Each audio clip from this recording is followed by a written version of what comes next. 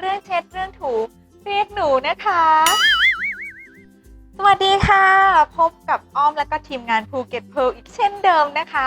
มีหลายๆคนค่ะสอบถามกันเข้ามาเยอะมากๆนะคะเกี่ยวกับการดูแลรักษาไข่มุกแต่ก่อนที่เราจะไปดูนะคะช่วยกด Subscribe กดไลค์กดแชร์แล้วก็กดกระดิ่งไว้ให้อ้อมด้วยนะคะเวลาที่อ้อมมีคลิปใหม่ๆเพื่อนๆจะได้ไม่พลาดค่ะ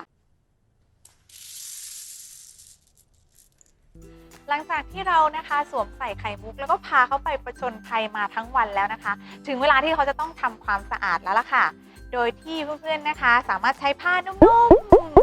ๆแล้วก็ต้องไม่มีขนด้วยนะคะ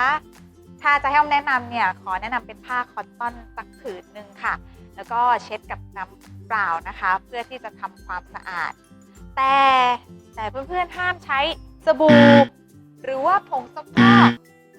ในการทำความสะอาดนะคะห้ามเด็ดขาดเลยค่ะหลังจากที่เราทำความสะอาดไข่มุกได้สะอาดเอี่ยมอ่องเรียบร้อยแล้วนะคะดูวิบวับแวววาวมากๆเลยค่ะเราก็นำเขาไปเก็บในกล่องที่สวยงามนะคะถามว่าเก็บในกล่องของภูเก็ตเพร์ลที่ซื้อมาได้ไหมได้อย่างแน่นอนค่ะแล้วก็เป็นกล่องที่สวยงามมากๆเลยนะคะแต่ค่ะเพื่อนๆค่ะอย่าเก็บเครื่องประดับไข่มุกรวมกับเครื่องประดับชิ้นอื่นๆโดยเด็ดขาดนะคะเพราะจะทำให้เครื่องประดับชิ้นอื่นๆเนี่ยขีดข่วนผิวของไข่มุกเราได้นั่นเองนะคะ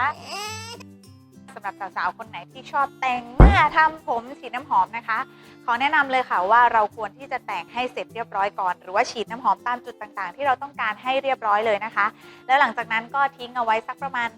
5-10 นาทีนะคะแล้วเราก็สวมใส่เครื่องประดับที่เราเตรียมเอาไว้อย่างสวยๆเลยค่ะแต่ถ้าสำหรับเพื่อนๆคนไหนที่จำไม่ได้ที่เอามาอธิบายมาทั้งหมดนะคะให้เพื่อนๆค่ะท่องคำขวัญเอาไว้เลยต้องฝากไว้นะคะว่าเราควรสวมใส่เครื่องประดับไข่มุกหลังสุดและถอดออกก่อนสุดง่ายๆแค่นี้ค่ะเราจะใช้เครื่องประดับไข่มุกได้ไปจนถึงรุ่นลูกรุ่นหลานเลยนะคะ